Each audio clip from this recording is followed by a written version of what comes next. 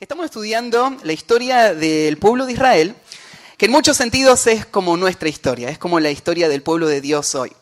Es más, Dios hizo todo lo que estamos estudiando, Dios hizo que así sea para enseñarnos a nosotros. Y el pueblo de Israel, igual que nosotros, como nación, fueron rescatados de la esclavitud de Egipto y ahora están en un viaje por el desierto hacia la tierra prometida. Y nosotros estamos ahí en el medio del desierto con ellos, aprendiendo las lecciones que ellos están aprendiendo. Ellos están al pie del monte Sinaí, hace casi un año que salieron de Egipto, perdón, un poquito más de un año que salieron de Egipto, un año y un mes. Y hace muchos meses que están ahí al pie del monte, ahí Dios les dio su ley y ellos trabajaron muchos meses construyendo el tabernáculo, que era la carpa donde Dios iba a vivir mientras estén como peregrinos yendo hacia la tierra. Dios les iba a acompañar en ese tabernáculo. Así que terminan el tabernáculo y desde que terminaron el tabernáculo pasó ya un mes. El pueblo estaba todavía ahí al pie del monte Sinaí esperando las instrucciones de Dios. Y ahí es donde retoma la historia el libro de Números. El libro de Números comienza en ese momento cuando Israel, después de haber construido el tabernáculo, está esperando que Dios le dirija. Dios está en forma visible como una columna de nube sobre el tabernáculo y Dios no se mueve, así que el pueblo no se mueve. Están todos ahí quietos. Hasta que de repente Dios le habla a Moisés, al líder, y así comienza el libro de Números, con Dios dándole una orden a Moisés. Y la orden es que cuente al ejército de Israel. Y ahí aprendimos en el capítulo 1 que Dios planea una batalla. El pueblo de Israel sabe que Dios le va a dar una tierra, pero ahora entiende que Dios les va a guiar a una batalla. Ellos son su ejército. Y esta batalla Dios les ha preparado como ejército. Ellos tienen todo lo necesario para la batalla y Él les va a dar la victoria para la batalla. Pero ellos van a tener que pelear y Dios les va a preparar como ejército. Dios les va a preparar en todos los sentidos para que este ejército esté listo para el momento de entrar a la tierra y conquistar la tierra y tener todo eso que Dios les había prometido. Y de la misma manera, nosotros estudiamos ya que el pueblo de Dios hoy está en una batalla. Nosotros, los creyentes, nosotros también fuimos convocados a una guerra espiritual. Esta guerra espiritual tiene dos enemigos. Hay un enemigo que está afuera y uno que está adentro. El enemigo que está afuera es el príncipe de este mundo, es Satanás. Que él se encarga de usar todo lo que él pueda usar para guiarnos a nuestra propia destrucción. Y entonces él creó un sistema diabólico, el sistema de este mundo, y él usa todos los medios posibles para frenar que el pueblo de Dios no pueda disfrutar de todo lo que Dios le dio. Y a la vez tenemos otro enemigo que está dentro, que es nuestro pecado.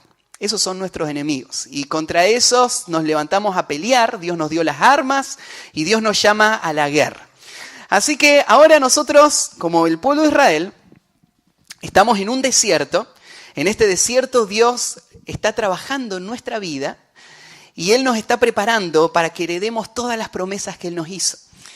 Y todo eso se va a cumplir. Un día vamos a estar en el cielo, un día vamos a tener todas estas promesas, pero antes de que llegue ese día, Dios quiere trabajar en nuestros corazones. Así que este desierto, este tiempo en esta vida, dure lo que dure, no sabemos cuánto va a durar, pero el tiempo que dure va a ser un tiempo de pruebas.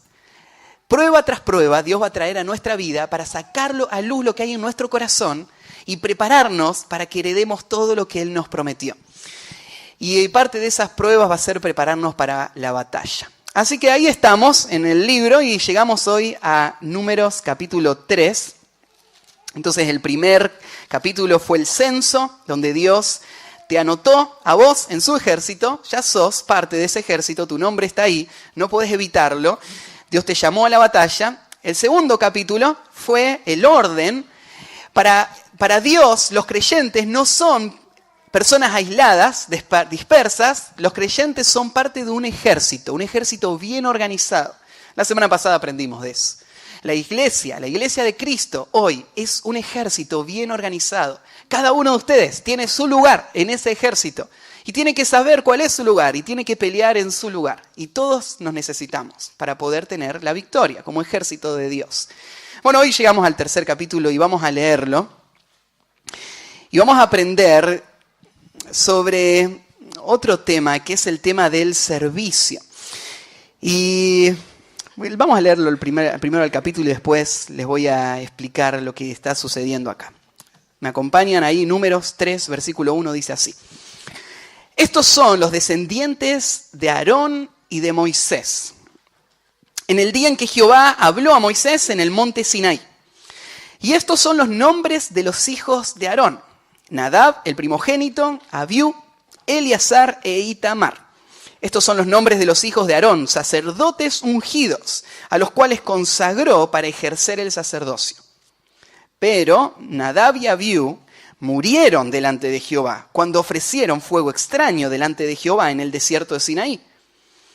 Y no tuvieron hijos, y Eleazar e Itamar ejercieron el sacerdocio delante de Aarón, su padre. Y Jehová habló a Moisés diciendo: haz que se acerque la tribu de Leví, y hazla estar delante del sacerdote Aarón para que le sirvan, y desempeñen el encargo de él y el encargo de toda la congregación delante del tabernáculo de reunión para servir en el ministerio del tabernáculo. Y guarden todos los utensilios del tabernáculo de reunión y todo lo encargado a ellos por los hijos de Israel, y ministren en el servicio del tabernáculo. Y darás los levitas a Aarón y a sus hijos, les son enteramente dados de entre los hijos de Israel. Y constituirás a Aarón y a sus hijos para que ejerzan en su sacerdocio, y el extraño que se acerque morirá. Habló además Jehová a Moisés diciendo: he aquí, yo he tomado a los levitas de entre los hijos de Israel en lugar de todos los primogénitos. Los primeros nacidos entre los hijos de Israel serán pues míos los levitas. Porque mío es todo primogénito. Desde el día en que yo hice morir a todos los primogénitos en la tierra de Egipto, santifiqué para mí a todos los primogénitos en Israel. Así de hombres como de animales, míos serán, yo Jehová. Y Jehová habló a Moisés en el desierto de Sinaí diciendo: cuenta los hijos de Leví según las casas de sus padres, por sus familias. Contarás todos los varones de un mes arriba. Y Moisés los contó conforme a la palabra de Jehová, como le fue mandado. Los hijos de Leví fueron estos por sus nombres: Gersón, Coat y Merari. Y los nombres de los hijos de Gersón por su familia son estos: Libni y Simei. Los hijos de Coat por sus familias son Amram, Izar, Hebrón y Uziel.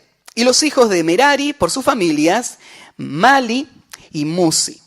Estas son las familias de Leví según las casas de sus padres. De Gersón era la familia de Libni y de Simei. Estas son las familias de Gersón. Los contados de ellos conforme a la cuenta de todos los varones de un mes arriba, los contados de ellos fueron 7.500. La familia de Gersón acamparán a espaldas del tabernáculo al occidente. Y el jefe del linaje de los gersonitas, Eliasaf, hijo de Lael. A cargo de los hijos de Gersón, en el tabernáculo de reunión, estarán el tabernáculo, la tienda y la cubierta, la cortina de la puerta del tabernáculo de reunión, las cortinas del atrio, la cortina de la puerta del atrio, que está junto al tabernáculo y junto al altar alrededor, asimismo sus cuerdas para todo su servicio. De Coat era la familia de los amramitas, la familia de los isaritas y la familia de los hebronitas y la familia de los uzielitas. Estas son las familias coatitas. El número de todos los varones de un mes arriba era 8.600 que tenían la guarda del santuario. Las familias de los hijos de Coat acamparán al lado del tabernáculo al sur. Y el jefe del linaje de las familias de Coat, Elisafán, hijo de Uziel. A cargo de ellos estarán el arca, la mesa, el candelero, los altares, los utensilios del santuario con que ministran y el velo con todo su servicio. Y el principal de los jefes de los levitas será Eleazar, hijo del sacerdote Aarón, jefe de los que tienen la guarda del santuario. De Merari era la familia de los mailitas y la familia de los musitas. Estas son las familias de Merari. Los contados de ellos conforme al número de todos los varones de un mes arriba fueron 6.200. Y el jefe de la casa del linaje de Merari, Suriel, hijo de Abijail, acamparán al lado del tabernáculo al norte. A cargo de los hijos de Merari estará la custodia de las tablas del tabernáculo, sus barras, sus columnas, sus basas y todos sus enseres con todo su servicio. Y la columna alrededor del atrio, sus basas, sus estacas y sus cuerdas. Los que acamparán delante del tabernáculo, al oriente, delante del tabernáculo de reunión, al este, serán Moisés y Aarón y sus hijos, teniendo la guarda del santuario en lugar de los hijos de Israel. Y el extraño que se acerque morirá. Todos los contados de los levitas que Moisés y Aarón, conforme a la palabra de Jehová, contaron por sus familias, todos los varones de un mes arriba fueron 22.000. Y Jehová dijo a Moisés: cuenta todos los primogénitos varones de los hijos de Israel, de un mes arriba, y cuéntalos por sus nombres. Y tomarás a los levitas para mí en lugar de todos los primogénitos de los hijos de Israel, y los animales de los levitas en lugar de todos los primogénitos de los animales de los hijos de Israel. Yo Jehová. Contó Moisés cómo Jehová le mandó todos los primogénitos de los hijos de Israel, y todos los primogénitos varones, conforme al número de sus nombres, de un mes arriba, fueron 22.273. Luego habló Jehová a Moisés diciendo: toma a los levitas en lugar de todos los primogénitos de los hijos de Israel, y los animales de los levitas en lugar de los animales, sus animales. Y los levitas serán míos, yo Jehová. Y para el rescate de los 273 de los primogénitos de los hijos de Israel, que exceden a los levitas, tomarás 5 siclos por cabeza. Conforme al ciclo del santuario los tomarás. El ciclo tiene 20 jeras. Y darás a Aarón y a sus hijos el dinero del rescate de los que exceden.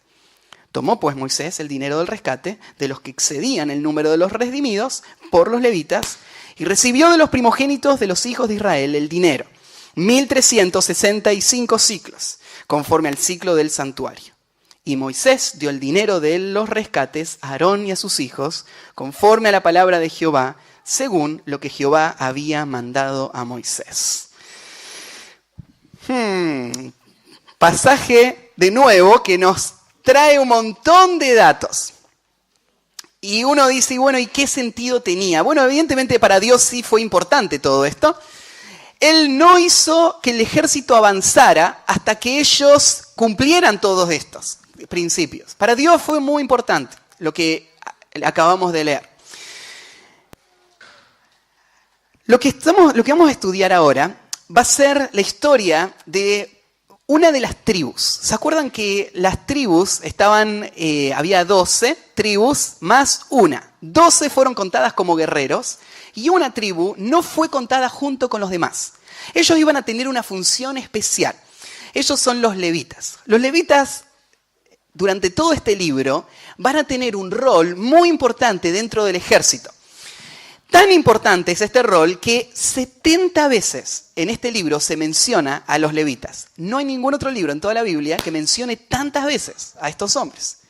Es que para Dios lo que pasaba al medio del campamento era lo que hacía la diferencia entre la victoria y la derrota de esta nación. Afuera había guerreros, pero adentro había obreros. Había siervos, había personas que tenían que cumplir tareas para que funcione el tabernáculo. ¿Te acordás que el tabernáculo, los que dirigían ahí adentro eran los sacerdotes? En este momento hay 2 sacerdotes. Los 2 hijos que le quedan vivos a Aarón. Aarón tenía 4 hijos, 2 murieron, ahora vamos a leer de eso, 2 quedan vivos.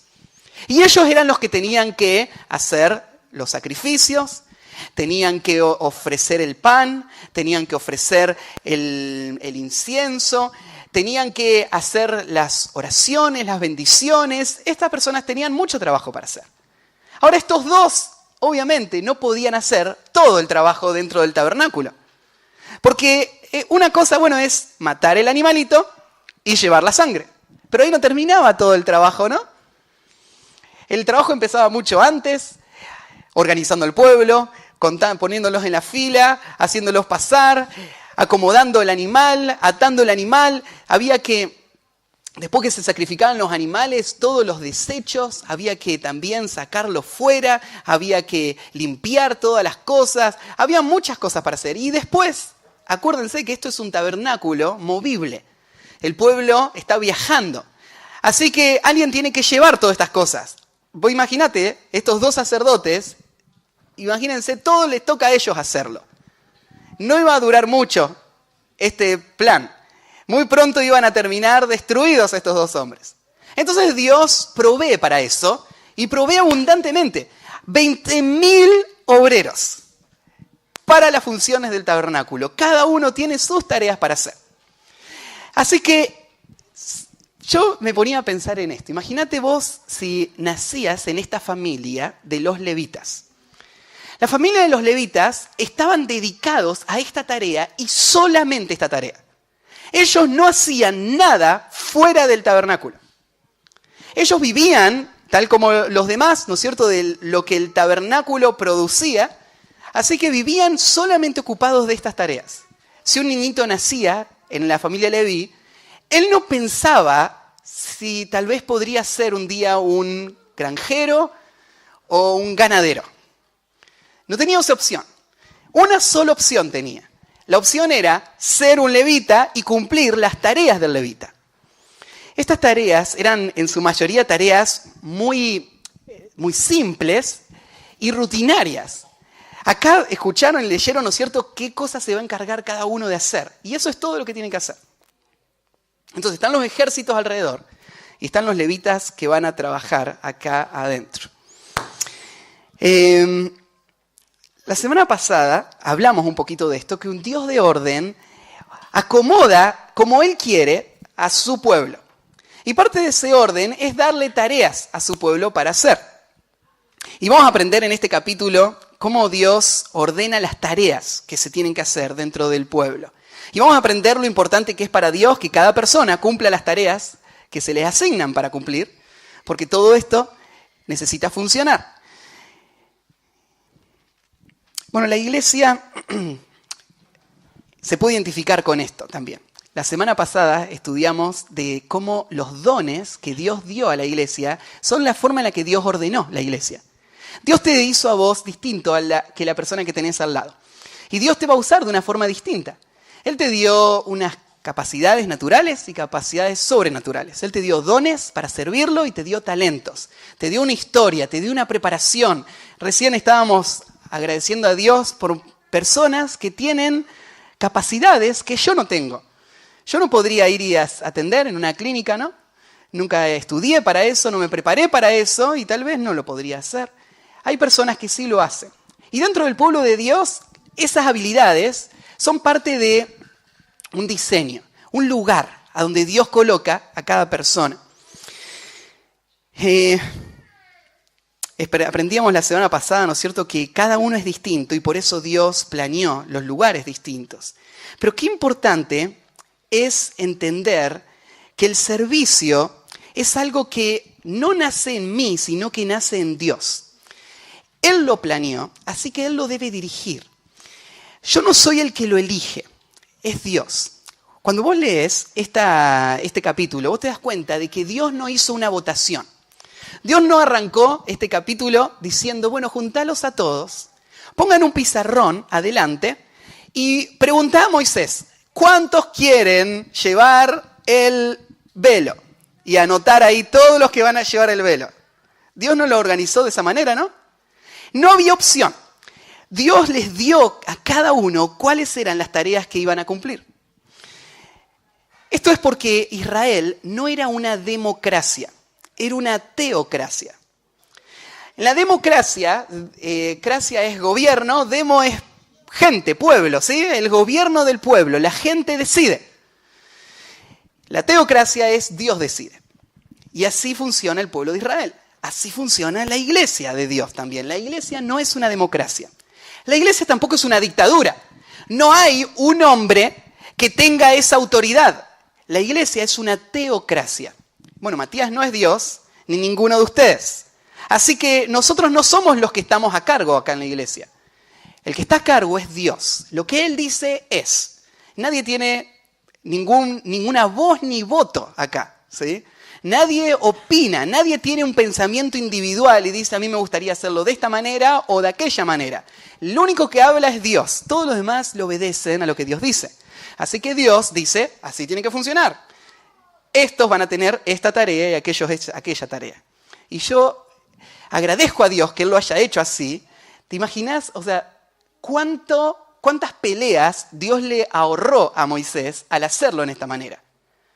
Si hubiese estado librado al gusto de cada uno y cada uno hubiese elegido qué es lo que prefería hacer, hubiese habido toda clase de conflictos en esta nación, ¿no? Cada uno hubiese estado mirando al de al lado y hubiese estado pensando, uy, a mí eso es lo que yo quería hacer y a aquel se lo dieron para hacer. Yo no quiero estar llevando esta viga al hombro. Yo quiero llevar el arca del pacto. Yo no quiero ocuparme, ¿no es cierto?, de esta cortina que está hecha de piel de cabras, que tiene mal olor. Yo no quiero encargarme de eso. No hay otra tarea que yo pueda hacer acá adentro. Pero Dios ahorró todo eso con este simple principio. Él es el que dirige, Él da las órdenes, el pueblo obedece lo que Dios dice. Así que lo que vamos a ver acá es la manera en que Dios ordena a sus obreros. Hay tres descripciones que Dios hace de su pueblo. Tenés el pueblo de Israel ahí en el desierto, dividido en tres grandes grupos. Tenés los soldados, que son 12 tribus, 603.550 hombres y sus familias. Tenés los sirvientes, por decirlo así de otra manera, que es la tribu de Leví, que son 20.000 hombres con sus familias. Y tenés después los que dirigen la adoración, que son solo 2, que son los sacerdotes. Estas son las tres categorías que están acá. Dios las dividió, estas categorías, y las dividió por familias como Él las quiso dividir. Ahora, estos trabajadores, algo interesante, es que no son solamente un grupo dentro del pueblo. Estos trabajadores lo que están haciendo es cumplir la función de todo el pueblo, solo ellos. Ellos van a cumplir la función que le toca a todos. En un sentido, estos levitas lo que hacen es representar a todo el pueblo. Todo el pueblo estaba cumpliendo la función del tabernáculo a través de los levitas. Cuando a los levitas se los encomendaba la tarea de ser levitas, aparece toda la descripción en el libro de Levítico de cómo se encomienda a un levita para que sea levita. Y parte de esa ceremonia era que el pueblo tenía que rodear a este levita e imponer las manos. Esta idea de imponer las manos es identificación. Entonces lo que es este levita está sirviendo dentro del tabernáculo en nombre del pueblo, como si el pueblo estaría haciendo esta tarea. Entonces yo lo entiendo de esta manera. Para nosotros vivimos acá, ¿no es cierto? En esta época, nosotros no somos del pueblo de Israel, somos la iglesia de Cristo. Pero Dios también nos llama a nosotros sus obreros. No solamente somos sus guerreros, somos sus obreros, somos siervos. La palabra servicio aparece varias veces en este capítulo y es una palabra común con la que Dios nos habla a nosotros. Somos esclavos, esclavos de Cristo, sirviendo bajo sus órdenes en sus funciones, en sus tareas. ¿Y qué tareas son las que Dios me puede pedir a mí que haga? Cualquiera que Él crea que sea necesaria, ¿no? Es una teocracia, nosotros también tenemos una cabeza que nos dirige y lo obedecemos. Y nosotros estamos como estos levitas. Desde el nacimiento espiritual, nosotros estamos como parte de los siervos de Dios. Entonces, ese es el tema que trata todo este pasaje. El título que le puse es Llamados a servir. Y eso es lo que Dios ha hecho con vos. Dios te llamó. Si vos sos parte de su pueblo, Dios te llamó a vos también a servir. Así que en un sentido vos te podés identificar con el levita.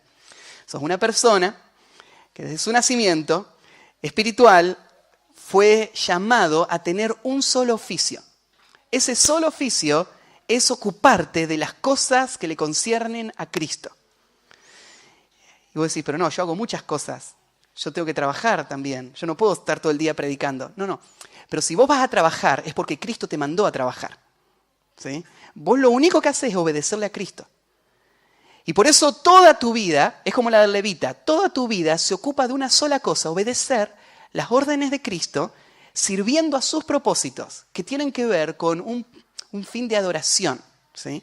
Y eso es lo que somos levitas. Bueno, hay 4 puntos que quiero darte. El primero, el llamado a servir demanda observación diligente. Dios te llamó a vos a servirle a Él. Y si vas a servirle, esto demanda observación diligente.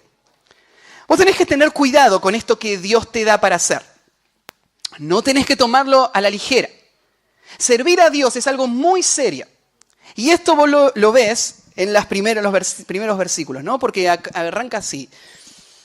Bueno, estos son los descendientes de Aarón y de Moisés. Fíjate algo interesante. Menciona a Aarón y a Moisés.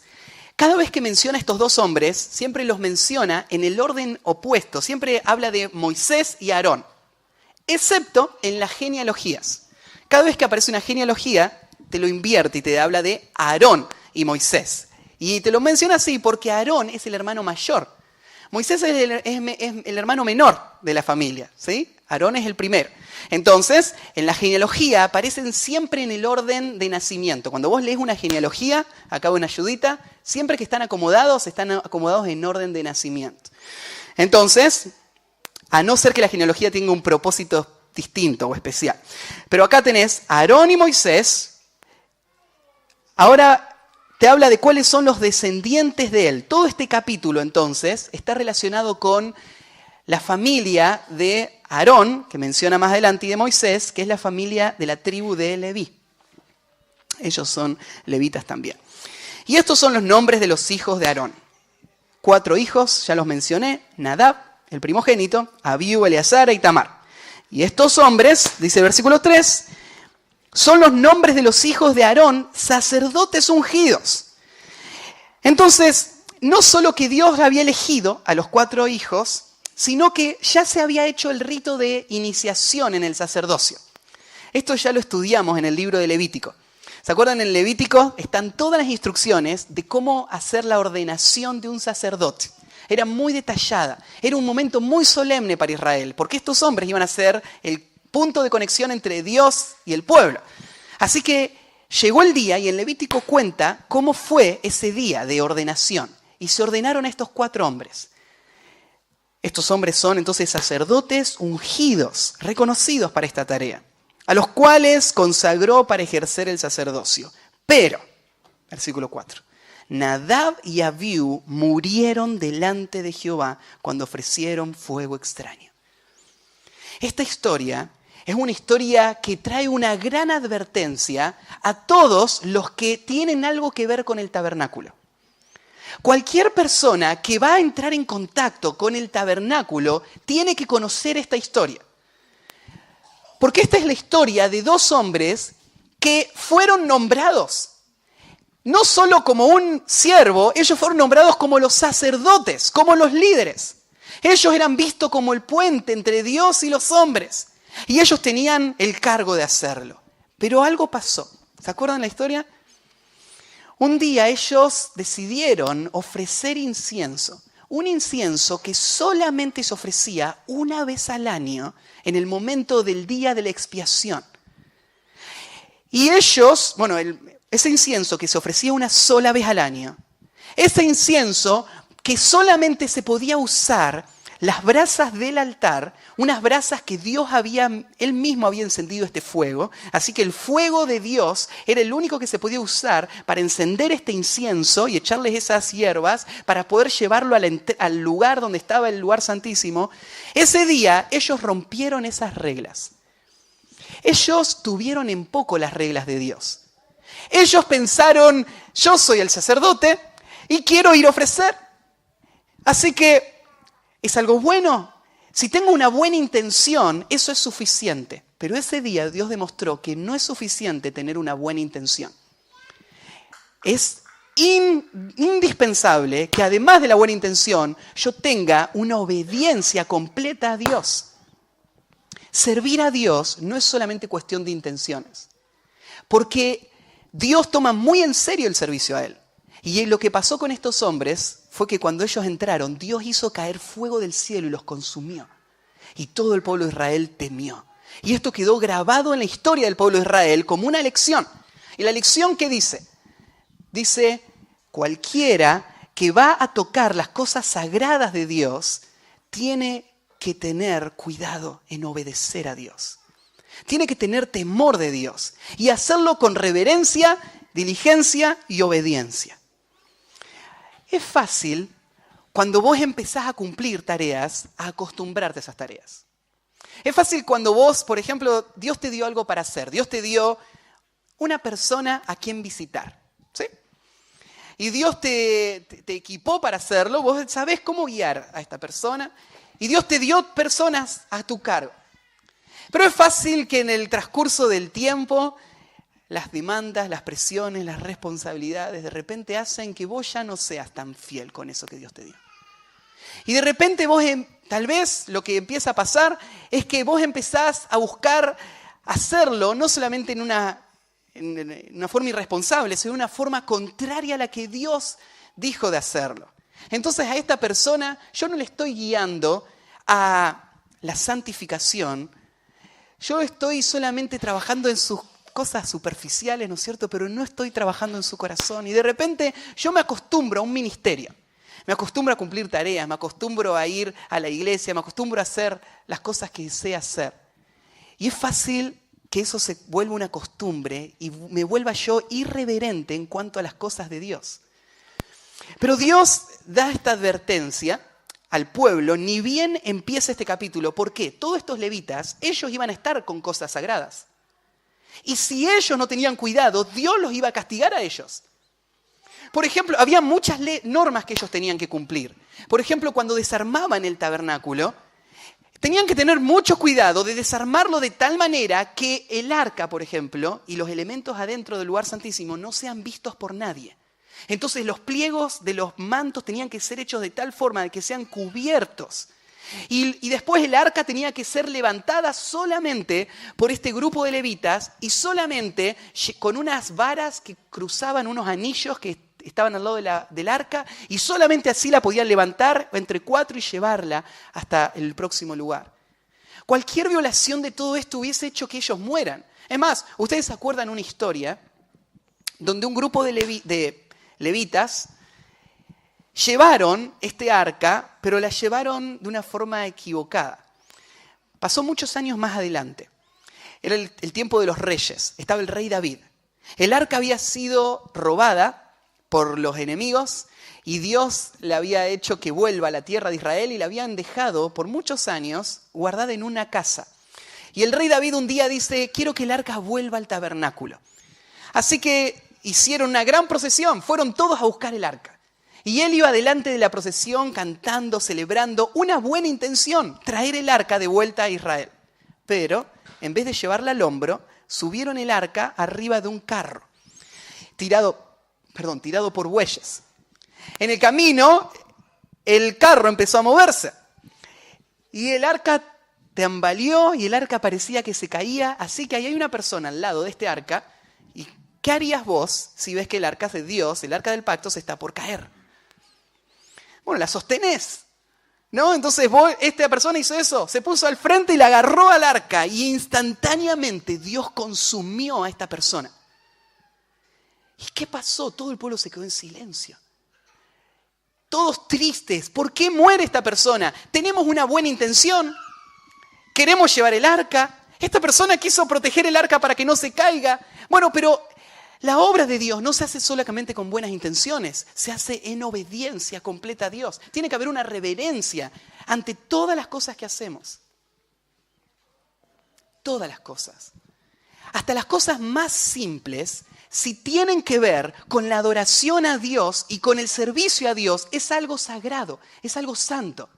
La forma como cuando termina el culto, yo agarro la guitarra y la guardo en un estuche y la subo a su depósito. Esa tarea de guardar esta guitarra es parte de un propósito de Dios. Es parte de un propósito de adoración, es parte de un pueblo santo que está viviendo una vida santa.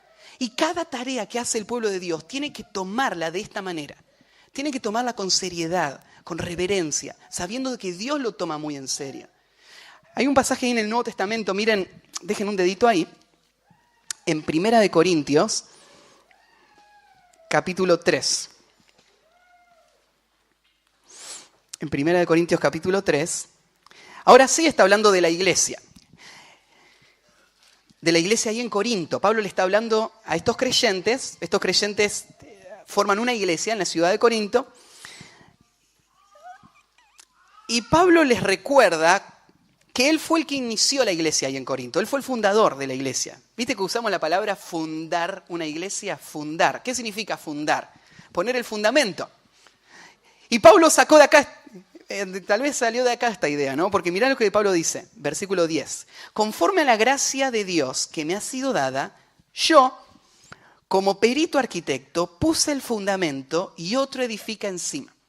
Pablo está hablando de que él llegó un día a Corinto, no había nada en Corinto, y él fue el que empezó esta iglesia. Él puso el fundamento, él enseñó la verdad de Cristo y puso el fundamento que es Cristo. Y nadie puede poner otro fundamento. El único fundamento verdadero para una iglesia verdadera es Cristo.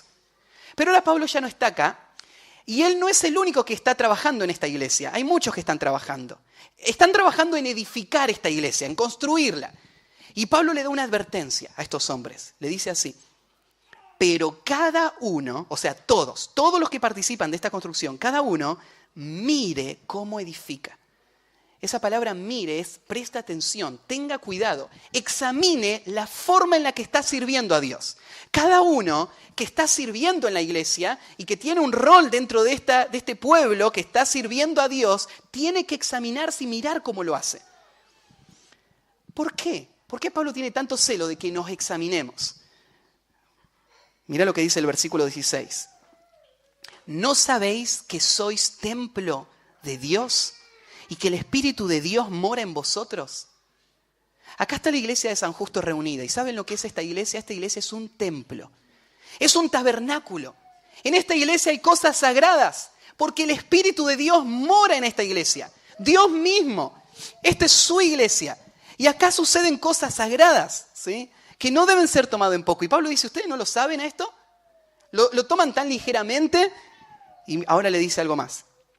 Si alguno destruye el templo de Dios, Dios le destruirá a él. Porque el templo de Dios, el cual sois vosotros, santo es. Si alguno de ustedes, siendo uno de los obreros que están edificando, por no mirar cómo edifica, lo que hace es destruir.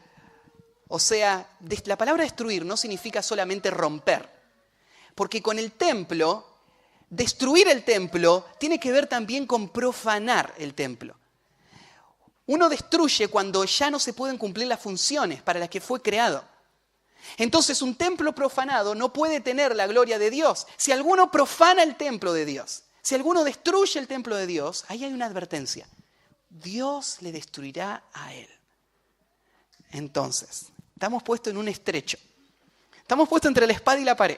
Porque Dios dice, si vos sos un levita, y lo sos, vos no tenés opción. Vos sos parte de mis obreros. Vos sos un obrero de Dios. Pero vos tenés que tener mucho cuidado de cómo trabajás para Dios. Vos tenés que tomarlo muy seriamente. Porque viene acompañado de una responsabilidad grande y de un castigo grande si es que yo no lo hago con responsabilidad. Personas en el pasado murieron por no cuidar de estos detalles y siguen muriendo hoy. Pablo dice eso, ¿no? Dice, Dios los destruirá a ustedes si ustedes destruyen el templo de Dios. Entonces es algo muy sagrado servir en la iglesia. No es algo así nomás. Y hay personas que toman más en serio sus trabajos seculares que el trabajo que hacen para Dios en la iglesia. Les carga más ser irresponsables afuera, porque claro, si ellos son irresponsables en su trabajo secular, los echan. En cambio, si lo soy en el servicio a Dios, ¿quién me va a echar si ni me pagan por hacerlo, no? Y muchas personas tienen más temor de fallar allá que de fallar acá. No debe ser así. Debemos tener mucho temor de fallar acá. Porque hay alguien a quien le rendimos cuenta que no es el pastor ni nadie de estos, ¿no? El que nos llamó es Dios. A Él servimos. Entonces, el primer punto, el llamado a servir demanda observación diligente. Segundo, el llamado a servir demanda consagración completa. Demanda consagración completa. Sos un levita, Dios te llamó a servir, pero eso requiere que vos tengas una actitud de consagración. Y volvemos ahí a Números, y miren cómo sigue. El versículo 6. Haz que se acerque la tribu de Leví y hazla estar delante del sacerdote Aarón para que les sirvan. Esa expresión que está al principio, ¿no es cierto? Haz que se acerque la tribu de Leví. Es una expresión interesante porque cada vez que se usa en el libro de Levítico, esa misma expresión significa presentar una ofrenda. Acercar significaba venir a la presencia de Dios con una ofrenda en las manos. Acá cuando está usando esta expresión para hablar de los levitas y dice ellos se tienen que presentar. Es esta misma idea. Ellos me van a servir. Para servirme lo que tienen que hacer es venir y presentarse como una ofrenda, como un sacrificio vivo, santo, agradable a Dios, que es vuestro culto racional. Eso es lo que el creyente es. El creyente es una ofrenda a Dios. Su cuerpo es una ofrenda a Dios. Así que nosotros, como levitas, de nacimiento, desde el día que recibimos a Cristo, desde nuestro nacimiento espiritual, ya fuimos convocados para el servicio, pero ahora tenemos que venir y presentarnos delante de Aarón. Presentarnos y decir, acá estoy, acá está mi cuerpo. Yo voy a vivir para el tabernáculo y solamente los propósitos del tabernáculo. Yo renuncio a todos mis planes y mis objetivos y tengo un solo objetivo, servir de acuerdo a la familia que me corresponde en la función que Dios me da para cumplir. Eso es lo que hacía el levita, ¿no? Y eso es lo que debe hacer el Hijo de Dios. Ahí en Romanos capítulo 12 dice esto, ¿no? Os ruego por la misericordia de Dios que presentéis vuestros cuerpos en sacrificio vivo, santo, agradable a Dios. Vos te venís y te presentás a Dios. Decís, Dios, yo soy tu siervo. Toda mi vida te pertenece. Renuncio a todo para ocuparme de una sola función, servirte a ti. Ahora, vuelvo a este punto. Vos decís, ¿eso quiere decir, Matías, que tengo que renunciar a mi trabajo? No, lo que quiere decir es que vas a hacer todo lo que Dios te dice para hacer. Bueno, no quiere decir que vas a hacer todo lo que Matías te dice para hacer. Vas a hacer todo lo que Dios te diga para hacer. Y ir a trabajar va a ser solamente una expresión de tu obediencia a Él. Va a ser una forma de servicio a Él, como todo lo demás que vos vas a hacer. Así que el levita tenía que venir y ofrecerse de forma incondicional y completa, como un sacrificio. Ahora, menciona ahí, ¿no es cierto? Se va a acercar la tribu de Leví. ¿Por qué de todas las tribus Dios eligió esta tribu? ¿Por qué Dios elige la tribu de Leví para que sean los sirvientes del tabernáculo? Porque Dios hizo una distinción, ¿no? Allá están todos los guerreros, estos son los siervos. ¿Por qué fue la tribu de Leví? Bueno, la tribu de Leví no empezó muy bien su historia. Si vos lees en Génesis, de los 12 hermanos que después dieron al lugar que fueran las tribus, esos 12 hermanos eran un desastre. Y se menciona ahí a la tribu de Leví. ¿Saben lo que eran las tribus de Leví? La tribu de Leví era descendientes de un hombre llamado Leví, que era un hombre sumamente impulsivo. Un hombre que explotaba de la nada. Dentro de todos los hermanos era como el Pedro del Antiguo Testamento. Cualquier razón era una razón para salir al frente y decir algo que le hace meter la pata o hacer algo que va a tener muchas consecuencias. Sin pensar, sin medir, ese era Leví. En una ocasión, la familia pasó una situación muy, muy, muy difícil. Fueron a vivir a un lugar y empezaron a asociarse demasiado con los pueblos de ese lugar. Ellos tenían que mantenerse como un pueblo propio y no asociarse, pero ellos rompieron esas reglas y empezaron a convivir con los pueblos, y empezaron a salir, y de repente la hermana menor de estos 12 muchachotes empezó a coquetear con los muchachones del pueblito de al lado y las cosas fueron mal. Claro, cuando uno desobedece a Dios no van a ir bien las cosas, y fueron tan mal que los hombres de esa ciudad violaron a esta mujer. Fue horrible, la familia estaba destruida. Cuando pasó todo eso, ellos podrían haber dicho, mirá lo que nos pasó por desobedecer a Dios. Podrían haber dicho así, ¿no? Se hubiesen arrepentido y hubiesen vuelto. Pero no. Estos hombres se enojaron contra los hombres de aquella ciudad. ¿Y saben lo que hizo Leví? Leví, junto con otro hermano, fueron y engañaron a estos hombres. Le dijeron, no se preocupen, no nos importa que hayan violado a nuestra hermana. Solamente queremos hacerlos parte de nuestro clan. Ustedes se tienen que circuncidar y entonces les vamos a perdonar y vamos a hacer todos una gran familia. Todo esto era un plan malvado, ¿no? Para destruirlo. Entonces todos estos hombres se circuncidaron, que no da para explicarlo en este lugar, pero la circuncisión hizo que estos hombres por 3 días tengan tanto dolor que no se podían mover, ¿sí? Es algo muy doloroso la circuncisión. Así que esto pasó, se circuncidaron todos y ahí en sus carpas, en sus casas, con fiebre por la circuncisión y con dolor, ellos no podían defenderse, así que se fue Leví con un hermano más, y entre ellos 2 mataron a todos los hombres de la ciudad.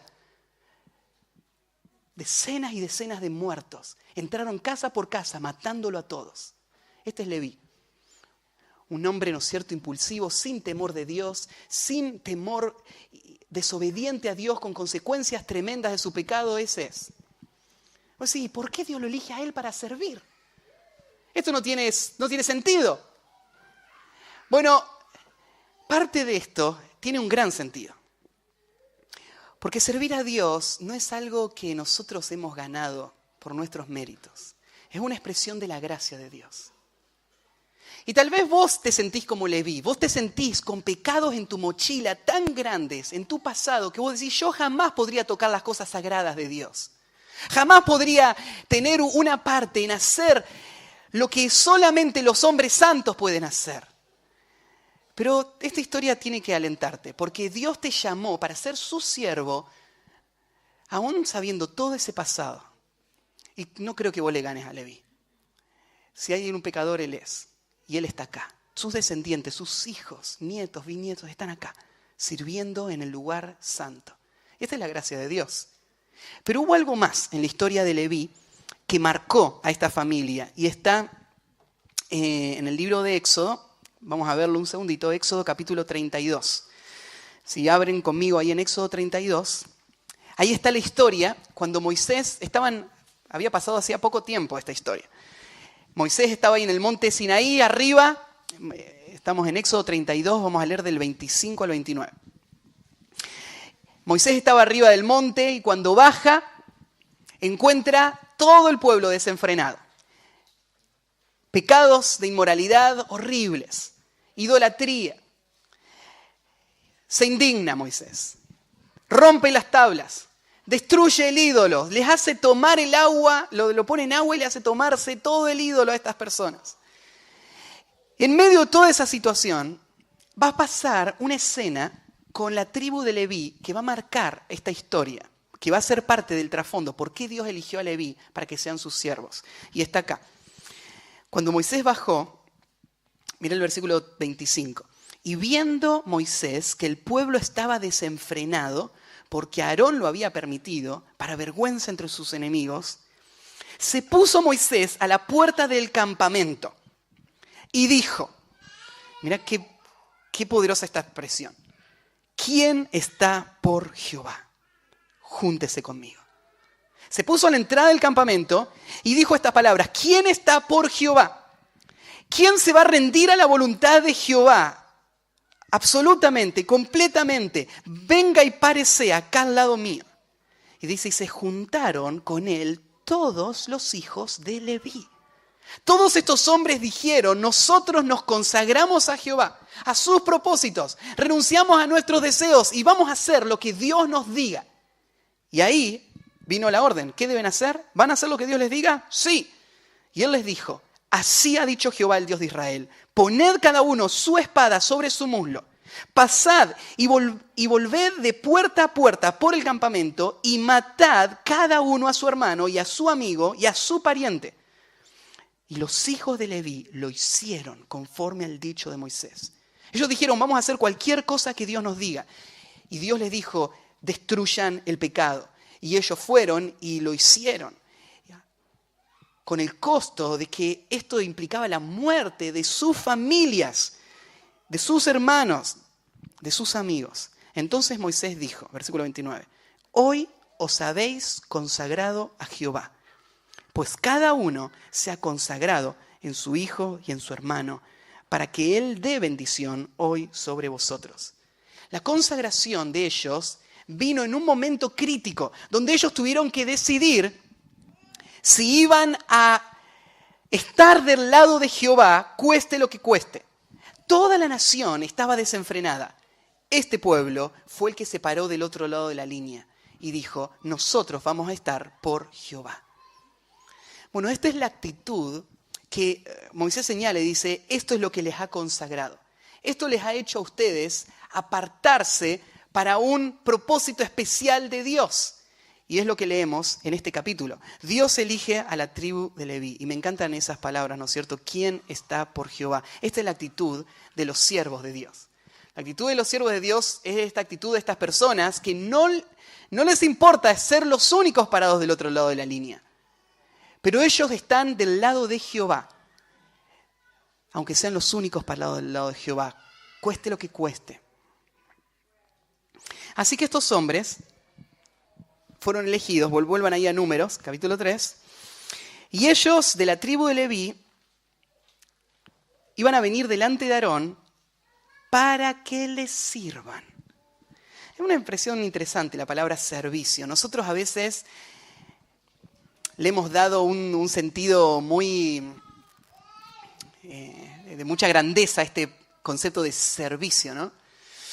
Decimos, mira, acá está el siervo de Dios. El siervo de Dios casi, ¿no es cierto? Es como un aura arriba de santidad, de grandeza, de autoridad, el siervo de Dios. Pero la palabra siervo tiene que ver con cosas muy simples, con tareas que hacen los esclavos en las casas. Estos son los siervos. Así que lo que va a suceder ahora es que Dios le va a dar toda esta tribu a los sacerdotes, para que los sacerdotes dispongan de ellos y ellos sean los sirvientes, los que van a cumplir todas estas tareas. Bueno, todo esto tan honroso tiene formas que parecen muy simples. La iglesia, yo decía, es algo santo, pero lo que se hace en la iglesia son cosas que parecen simples a veces a la vista, ¿no? Es guardar la guitarra en el estuche, es barrer la iglesia, es cocinar para la campaña, es ponerte a alinear a las personas, atenderlos, es salir a visitar, es llevar un folleto, es compartir. Eso es las tareas. Entonces a veces la simplicidad de las tareas nos hace menospreciar el valor que tienen esas tareas. Pero acá lo define con esto, son siervos, son sirvientes, ellos están a disposición para hacer todo lo que Aarón les diga que tienen que hacer. Y la ocupación exclusiva iba a ser esta. Ellos tranquilamente podrían haber usado la expresión que usa Pablo, para mí el vivir es Cristo. Estos hombres decían, para mí el vivir es el tabernáculo. Ellos se dedican al tabernáculo, ellos hacen todo lo que haga falta para el tabernáculo. Ellos son siervos, son sirvientes. Y ellos van a cumplir esa tarea. Dijimos entonces, en primer lugar, el llamado de Dios demanda observación diligente. En segundo lugar, demanda consagración completa, estar dispuesto a decir, esto es, de este lado estoy parado y yo soy de Cristo. Y en tercer lugar, el llamado a servir demanda sumisión incuestionable. Sumisión incuestionable. Lo que da validez acá a todo lo que se va a decir es el hecho de que Dios lo está dirigiendo. Estas personas no se están sujetando solamente a Aarón, aunque dice acá que ellos van a obedecer a Aarón, pero no solamente a Aarón. Dice el próximo versículo, desempeñen el encargo de él y el encargo de toda la congregación delante del tabernáculo de reunión para servir en el ministerio del tabernáculo. Entonces ellos están cumpliendo un rol de servicio a favor de todo el pueblo bajo Dios. Y dice el versículo 8, ¿qué van a hacer? ¿Qué tarea van a hacer? Guarden todos los utensilios del tabernáculo de reunión y todo lo encargado a ellos por los hijos de Israel y ministren en el servicio del tabernáculo. Así que la tarea de ellos es guardar, es cuidar, es transportar. Así que aparece acá la lista, en el versículo 17, empieza la descripción y va a nombrar 3 familias. Están los hijos de Gersón, los hijos de Coat y los hijos de Merari. Y de esas 3 familias se dividen todas las tareas dentro del tabernáculo. Por ejemplo, cuando se habla de los hijos de Gersón, ahí en el versículo 21, los describe. Todos estos hijos iban a acampar.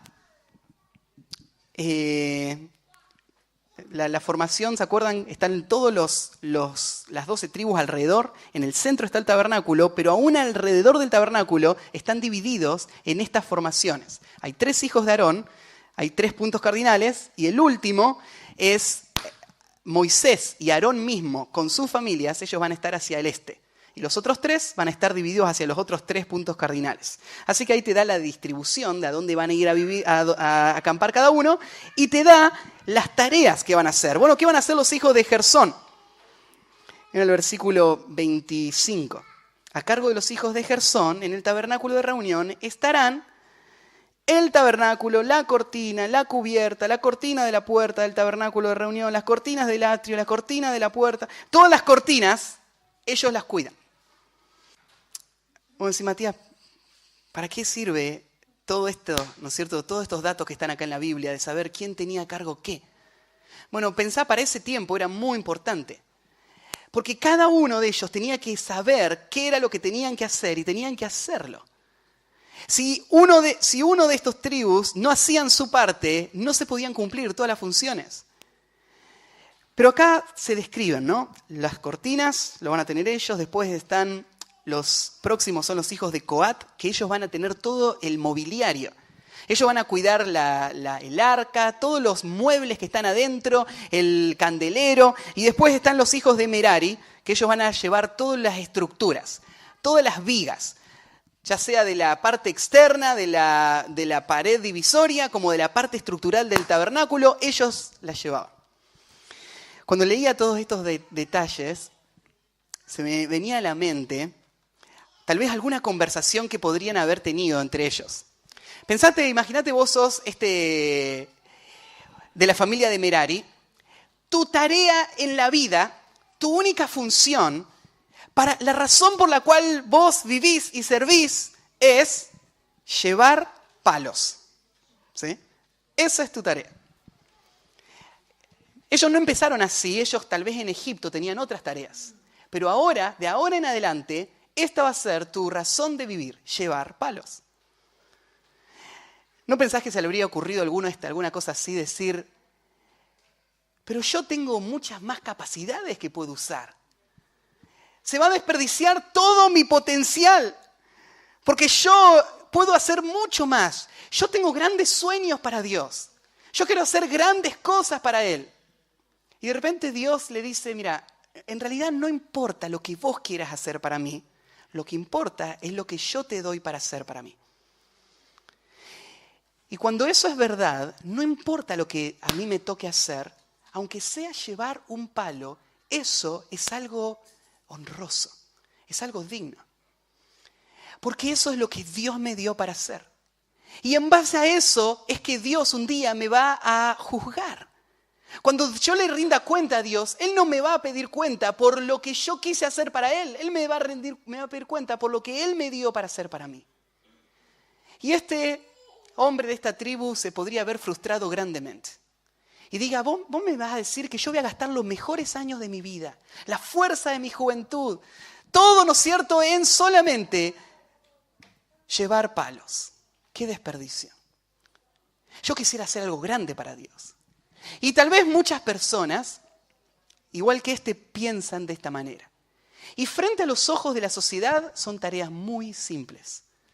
Y pensamos a veces nosotros que a veces nos confundimos, ¿no? Y usamos los parámetros del mundo para medir el valor de lo que hacemos. Y entonces, lo que el mundo valora, eso nosotros queremos hacer. Y entonces pensamos, claro, un papá que piensa en su hijo, ¿cuáles son los sueños que tiene un papá para sus hijos? Bueno, aprovecha tu vida. Lográ algo de tu vida, ¿no es cierto? No desperdicies tu vida. Usualmente, ¿qué significa eso cuando el papá le dice esto a su hijo? Bueno, estudió una carrera, tenía una profesión que frente a los ojos de este mundo tiene un valor. Ganá un dinero y construí un futuro que tenga algo valioso. Ahora, en esto, bueno, no habría nada malo en tener esta carrera, no tiene nada de malo en estudiar y en prepararse, todo lo contrario, el pueblo de Dios es el pueblo que más diligente tiene que ser en cualquier área que Dios le dé. El problema es la motivación. La pregunta más importante no es qué es lo que yo quiero hacer, qué es lo que va a hacer que yo aproveche mi vida, porque puede ser que la mejor forma de aprovechar mi vida sea acarrear palos. ¿Podría ser o no? Esto era real para estas personas. Ellos podrían haber dicho, no, esta tarea no la queremos cumplir. Pero este era el tabernáculo de Dios, esto es lo que Dios les daba para hacer, esto es lo que Dios esperaba de ellos. Si no lo hacían, iban a morir. Si lo hacían, iban a tener recompensa. Esto iban a ser su función dentro del pueblo de Dios. Ahora, puede ser que haya otras funciones. Algunos de estos fueron artesanos muy hábiles que diseñaron todo el templo, todo el tabernáculo, y Dios usó sus habilidades asombrosas. Pero para otros fueron tareas muy simples. ¿Cuántas veces veo cristianos frustrados? Porque sus expectativas de las cosas grandes que quieren hacer para Dios no suceden. Y no ven delante de sus ojos las cosas simples que Dios les ha dado para hacer. Y ellos piensan que aprovechar mi vida y hacer algo con mi vida tiene que ver con los parámetros que el mundo te pone.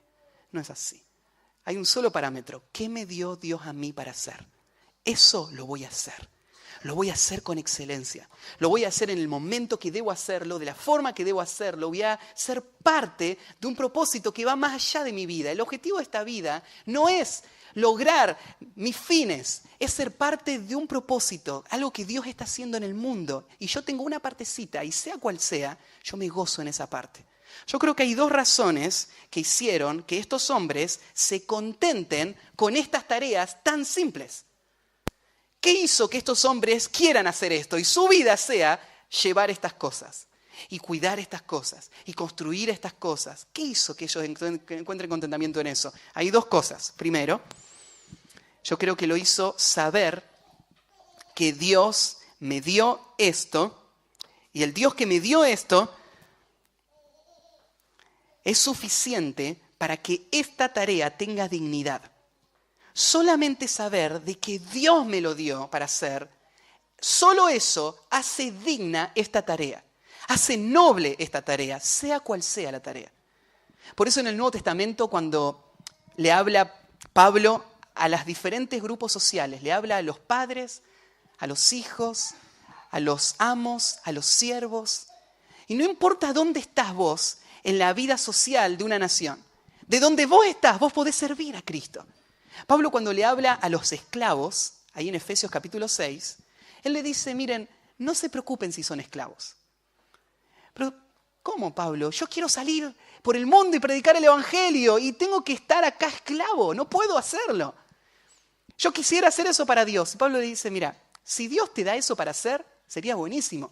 Pero si Dios no te da eso para hacer, y lo que Dios te da para hacer es que vos seas un esclavo y tengas que cortar pasto todo el día para tu amo, hacé eso, hacé lo que Dios te dio a vos para hacerlo. ¿Por qué?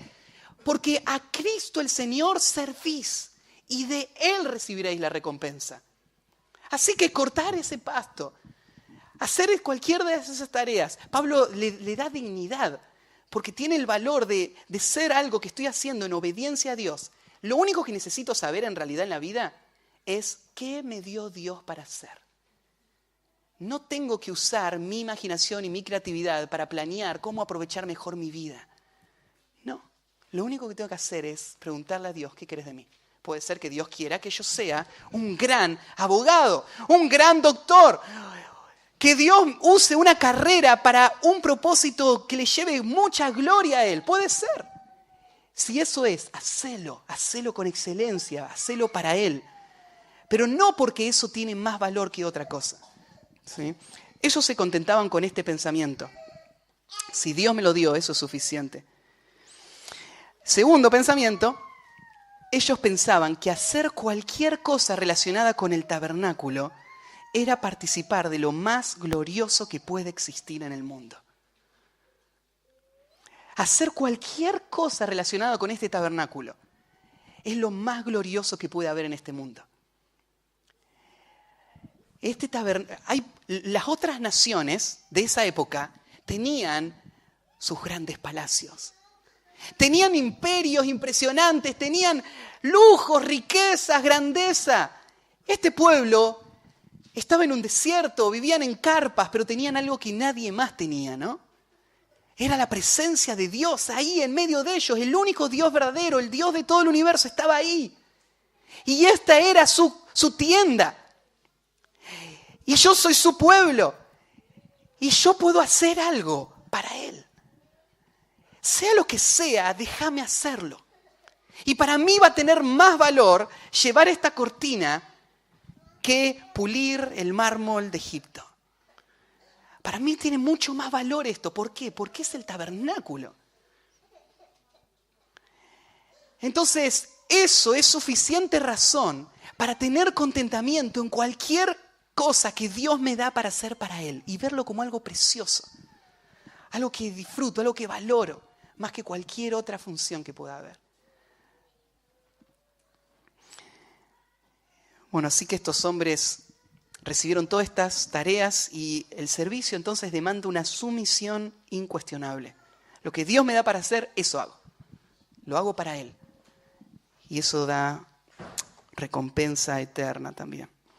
Y el último punto, entonces el llamado a servir demanda observación diligente, consagración completa, sumisión incuestionable y el último, sustitución consciente. Sustitución, es una palabra difícil, pero está el concepto ya en los versículos que salteamos, porque en el versículo 12, mirá, dice así: he aquí, yo he tomado los levitas de entre los hijos de Israel en lugar de todos los primogénitos.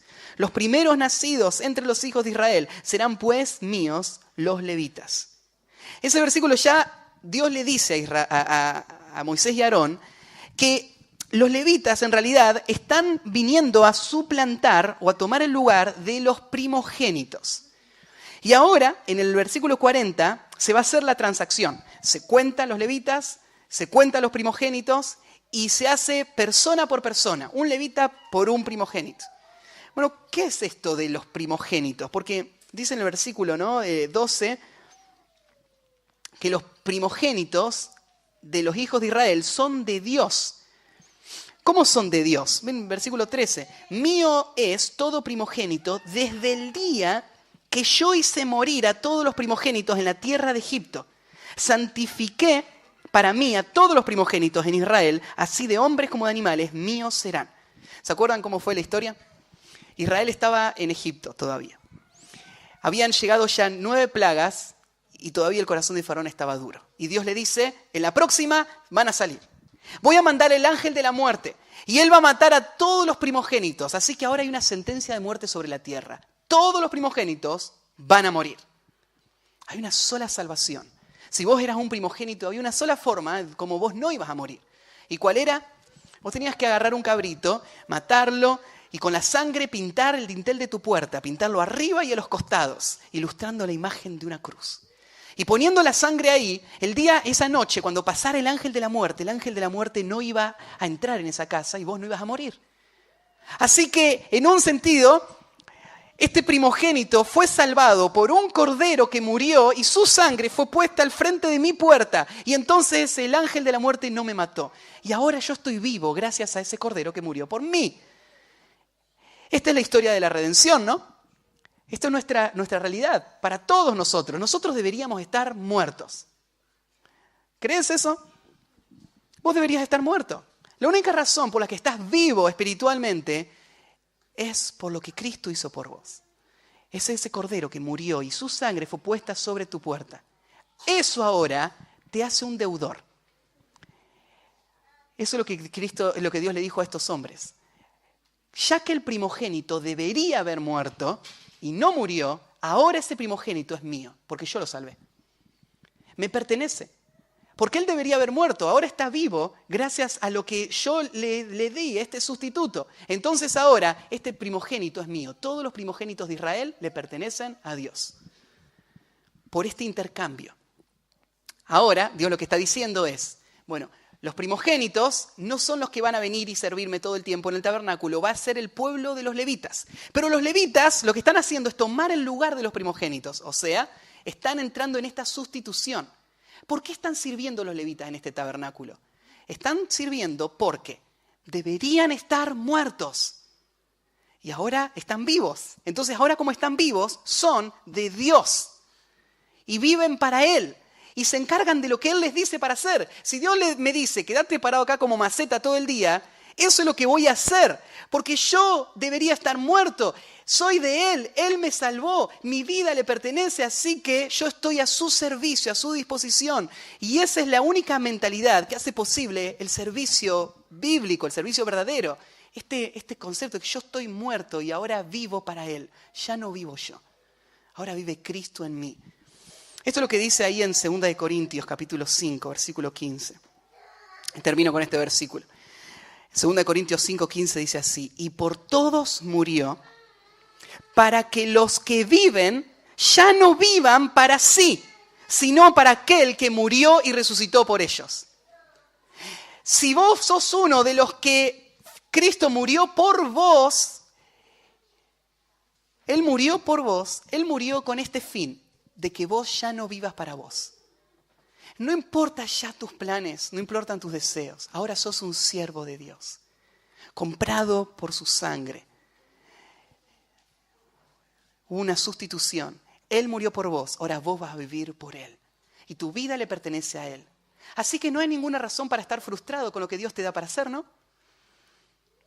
Si Dios me da ser una luz en un cuarto de hospital, con una enfermedad, a mis compañeros de cuarto. O Dios me da el ser una persona desconocida en un área de servicio, nunca mencionada, sacrificada, nunca reconocida. Yo lo estoy haciendo para Él. O Dios me pone al frente a liderar. Eso no tiene ninguna diferencia, porque no depende de nosotros. Depende del Dios que da las tareas. Y a uno les dio llevar cortinas, a otro llevar palos, y a otro llevar el arca del pacto, sagrada y santa. Y estos hombres van caminando en medio del campamento con el arca al hombro y todos los van mirando, pero no los miran a ellos. Están mirando el arca. Ellos podrían estar llevando el arca o podrían estar llevando los palos. No hay diferencia, ¿no? Ellos no tienen más valor. La diferencia la hace Dios. Pero nosotros somos solo siervos que morimos a nosotros y ahora vivimos para Él. Este es el llamado al servicio del pueblo de Dios. Así va a funcionar este grupo de levitas y así debe funcionar la iglesia de Cristo en nuestro tiempo. Vamos a orar.